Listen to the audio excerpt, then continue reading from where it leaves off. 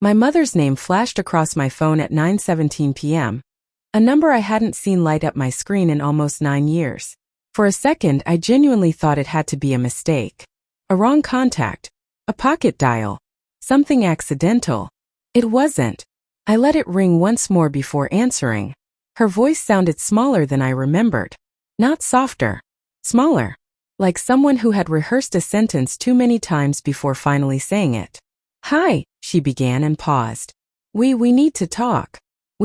That word hadn't included me in a long time. I didn't rush to fill the silence. I'd learned over the years that silence makes people reveal more than questions ever do. "It's about your sister," she said finally. "There's been a situation." A situation? That was new. Growing up, my twin was never described in cautious terms. She was brilliant. Exceptional. Gifted. Words my parents used so frequently they lost texture. "What kind of situation?" I asked evenly. Another pause.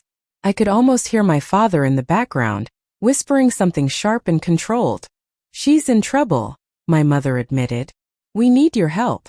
Need. That word felt even stranger. My eyes drifted to the drawer beside my desk.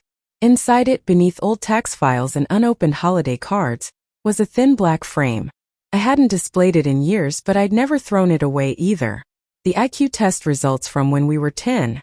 Hers circled in red ink. Mine written in blue. What they didn't know was that I had kept something else from that day too. And they were about to find out. Growing up, our kitchen refrigerator wasn't decorated with drawings or vacation photos. It was a scoreboard. Spelling tests were taped side by side. Math quizzes aligned in neat rows. Report cards displayed like trophies. My twins' papers were always on the right, marked with bright red circles and handwritten excellent. In my mother's looping script. Mine were placed on the left.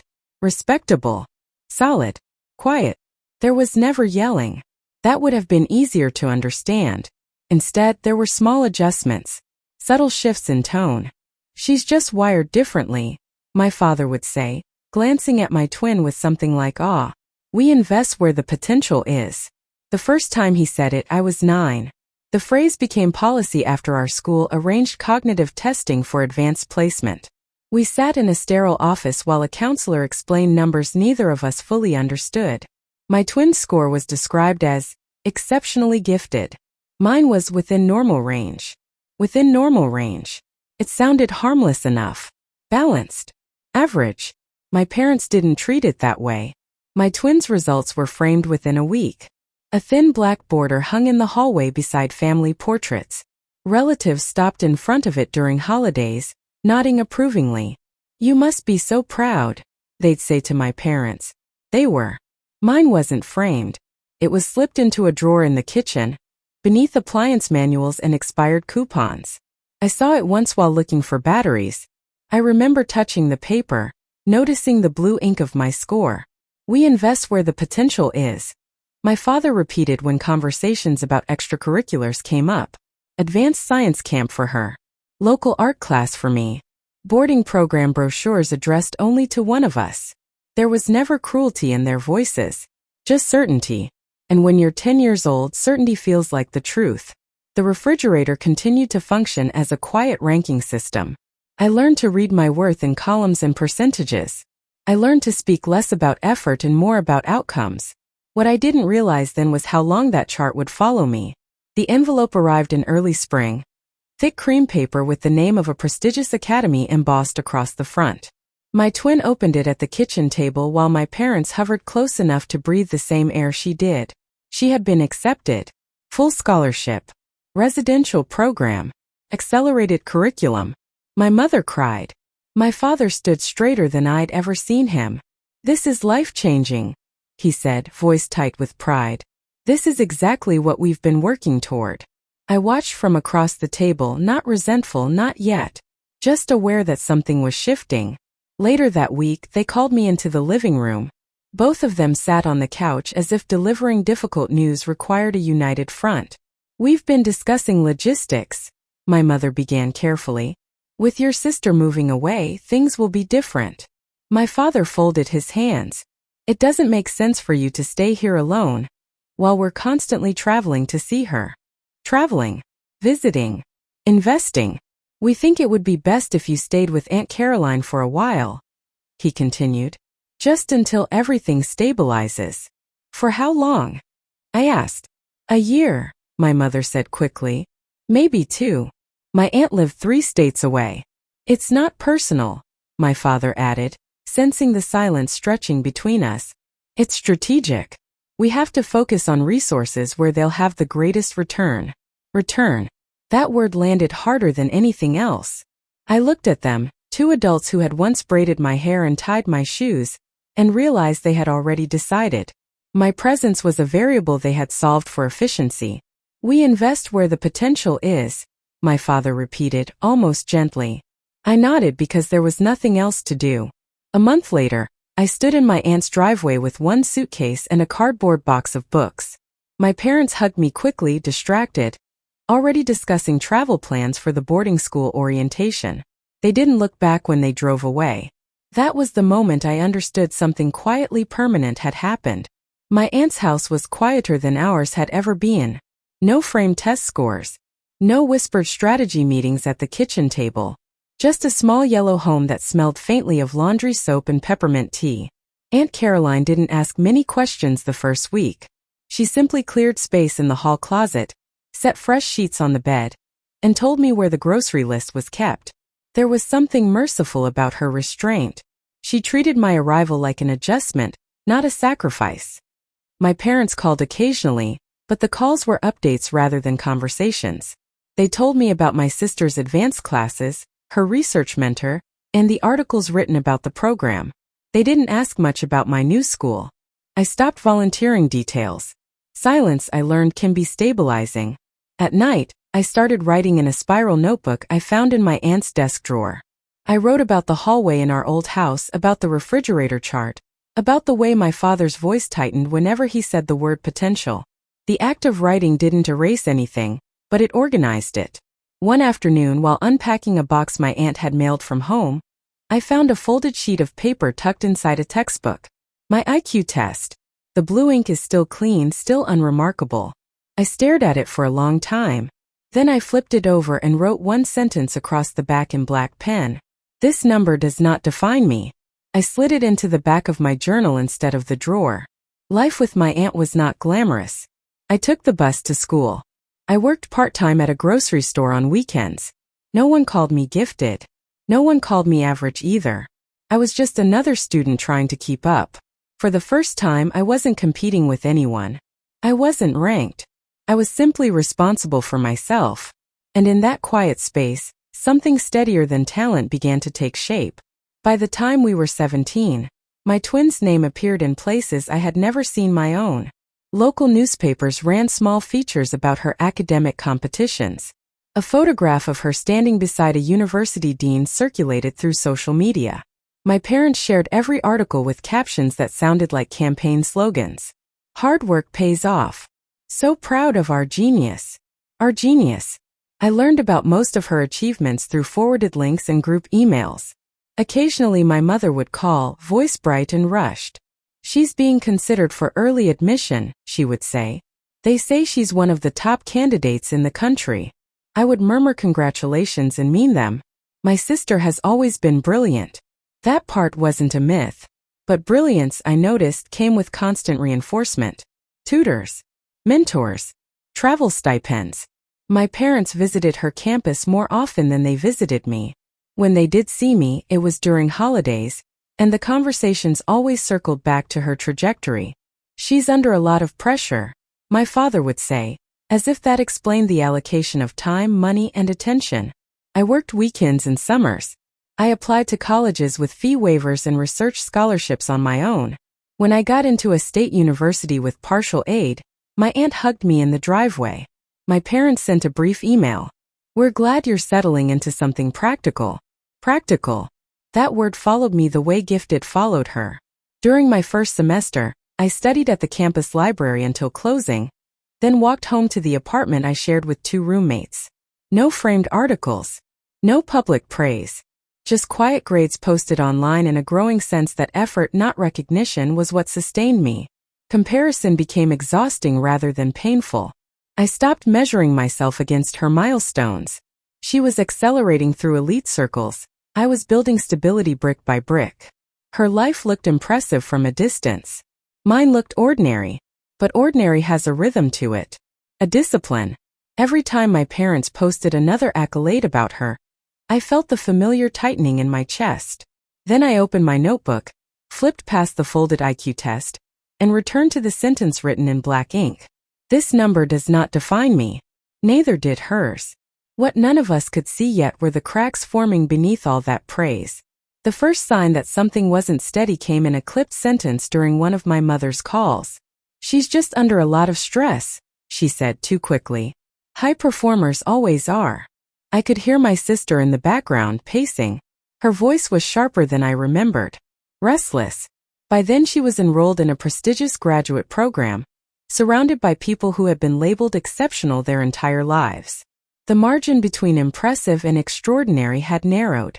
Praise was no longer automatic. It had to be defended. My parents responded the only way they knew how, by increasing their investment. They co-signed loans for a research startup my sister was developing with classmates. They covered travel expenses for conferences she insisted were critical. My father liquidated a portion of his retirement account to bridge the gap until her project secured funding. "It's temporary," he told me once, when he accidentally mentioned the withdrawal. "You have to protect momentum." Protect momentum. That phrase replaced potential. Meanwhile, my sister's messages grew shorter, more urgent. She began talking about competition, about peers who were less talented but more connected. There was frustration in her tone, but also fear. Gifted children aren't prepared for being average among equals. The startup announcement appeared online before any contracts were finalized. My parents shared it widely. "The future of innovation," my father wrote beneath her photo. I watched from a distance as pressure tightened around her like invisible wire. Investors asked for projections. Universities asked for measurable results. What had once been a trajectory now looked like a gamble. One evening, my aunt forwarded me an article questioning the financial stability of early-stage ventures like hers. I read it twice and then closed the browser. Something was shifting. The public praise continued, louder than ever, but beneath it I sensed instability. My parents were doubling down, protecting the image they had built for years. They couldn't afford for it to crack. And neither, it seemed, could she. The call came on a Tuesday evening, after years of minimal contact reduced to holiday texts and forwarded articles. My mother didn't waste time this time. "It's serious," she said. Her voice carried none of its old confidence. "There are legal complications with the company." In the background, I heard my father's pacing footsteps. My sister's voice was absent. "What kind of complications?" I asked. "There are questions about reporting," my mother replied carefully. "An audit. Some investors are threatening action. We just need guidance. Someone who understands compliance. Someone like me." I had built a career in financial regulation and corporate accountability, fields my parents once described as safe and sensible. "You've always been good with details," my father interjected suddenly, taking the phone. "This is exactly your area." Exactly my area. The irony was almost elegant. "We need your help," he continued. "Your sister's future is at stake." There it was again. The hierarchy of importance. "We've invested everything into this," my mother added softly. "You understand that?" I did. I understood what it meant to invest everything in one narrative. "What are you asking for?" I said. "A review of the documents." My father replied quickly. "Maybe representation. We'll make it worth your time." Worth your time. For years, my time had not been worth strategic consideration. There was a long pause, and then my mother said a phrase I hadn't heard spoken to me directly in nearly a decade. "We always invest where the potential is." This time it wasn't praise. It was a plea. I looked toward the drawer beside my desk. They believed they were calling the practical twin. What they didn't yet understand was who I had become. They sent the documents in a compressed folder titled Urgent. Financial statements. Investor agreements.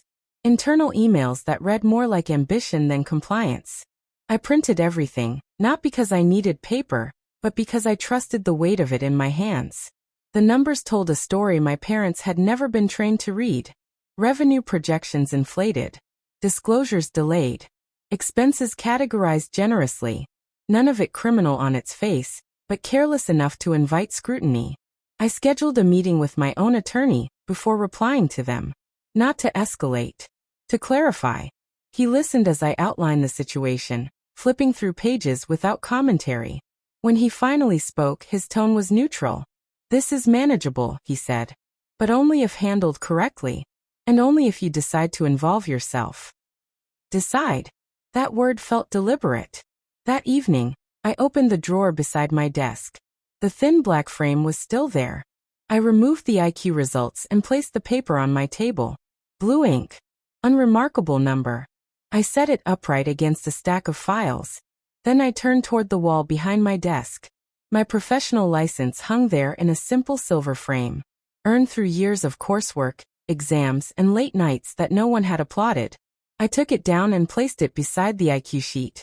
2 measurements of worth. 2 different systems. One inherited. One built. I studied them for a long moment before sliding the IQ paper back into its frame. Not as a wound. As context. When I finally called my parents back, my voice was steady. "I'll review everything," I said. "But we're going to do this properly." For the first time, they waited for my instructions. We met in a conference room at my firm, not in my parents' living room. That was intentional. Neutral ground. Structured space. My parents arrived 10 minutes early. My sister came last, shoulders tight, eyes tired in a way that had nothing to do with lack of sleep. She didn't hug me. She nodded, almost professionally. I placed a folder in front of each of them before sitting down. "These are the areas of concern," I began. My tone was even clinical. Revenue projections, disclosure timing, internal documentation gaps. My father leaned forward, scanning the first page. "So we can fix it? If you're willing to be transparent," I said. My sister's jaw tightened. "They're overreacting. This is standard growth stage volatility." "It's not," I replied calmly. "It's exposure." Silence settled over the table. For years, I had been the one absorbing silence. Now they sat inside it. My mother cleared her throat. "We just need you to represent her. Help her through this." I reached into my bag and placed 2 frames on the table between us. The first was the black frame from childhood. The IQ test. Blue number. Circled in faint red from my father's pen. The second was my professional license certificate. My sister's eyes flickered between them. "You remember this," I said, tapping the IQ frame lightly. "You invested in numbers." My father shifted in his chair. "That's not what we meant." "I know what you meant," I said gently. "You believed potential was measurable." I moved my hand to the license certificate. "I invested in discipline." No accusation. No raised voice. Just contrast. My sister exhaled slowly. "So what are you saying?" "I'm saying I won't erase mistakes to preserve my reputation," I replied. "If I take this on, it will be structured. Full disclosure. Document correction. Personal accountability." My father looked unsettled. That could damage her career. Not as much as pretending nothing happened. My sister stared at the IQ test frame longer than I expected. "I didn't ask them to choose me," she said quietly. "I know," I answered. The room softened for a moment. "I'll help," I continued. "But not as a bailout. As counsel. Under contract. My terms." I slid a prepared agreement across the table. Clear scope. Clear boundaries. Professional fees waived for initial review, but authority defined. My father read the first paragraph twice. "You're treating this like business," he said. "It is business," I replied. For years, my worth had been calculated through comparison. Now the calculation has changed. My sister signed first. My parents followed. As I gathered the frames from the table, I noticed something subtle. My father didn't reach for the IQ sheet. He didn't need to. The hierarchy it once represented had dissolved. And for the first time in my life, I wasn't standing in my sister's shadow. I was standing at the head of the table. When the meeting ended, no one moved right away. The contract lay on the table between us. ink still drying in thin blue lines. My sister stared at her signature as if it belonged to someone else. My father was the first to stand, but not with his usual authority. It was hesitant, almost uncertain. "You're very composed," he said, and I couldn't tell if it was admiration or regret. "I've had practice," I replied. There was no sarcasm in it, just a fact. My mother gathered her purse slowly. She looked at me differently than she had when I was a child standing in the shadow of test scores. There was calculation in her eyes now, but also something else. Recognition. Not of intelligence. Of steadiness. My sister lingered behind when our parents stepped into the hallway. "I didn't know," she said quietly, "about how it felt." "I know," I answered. That was the truth. She had been raised inside the spotlight. I had been raised outside it. Neither of us designed the system. "But you're the only one who can fix this," she added. "Not the smartest. Not the most gifted. The only one." The words settled into the space between us with quiet weight. As they left my office, my father paused at the door. "We may have misjudged," he began, then stopped. The sentence hung unfinished. For years I had chased acknowledgement. Now I didn't need the full confession. The shift was already visible. They walked in expecting rescue. They walked out under my terms. And in that silent corridor, the hierarchy of our childhood rearranged itself without a single raised voice. The next few weeks were procedural rather than dramatic. I reviewed contracts, corrected filings, and coordinated with external counsel. My sister provided documentation without argument. That, more than anything, told me she understood the seriousness of where things stood. There was no courtroom spectacle. No public disgrace.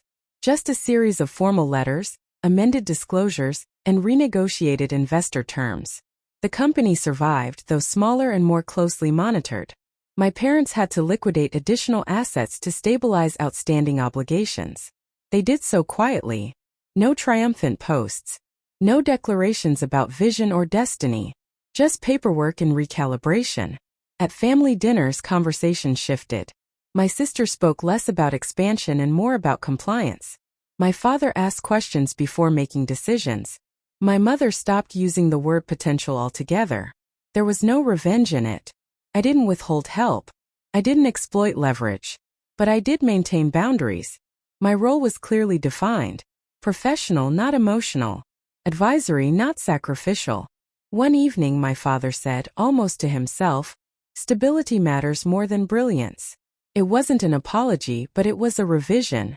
The structure that once elevated one of us above the other had flattened into something more realistic. My sister still possessed remarkable intelligence. I still possessed discipline. But now those traits exist side by side, not in competition. The consequences weren't catastrophic. They were corrective.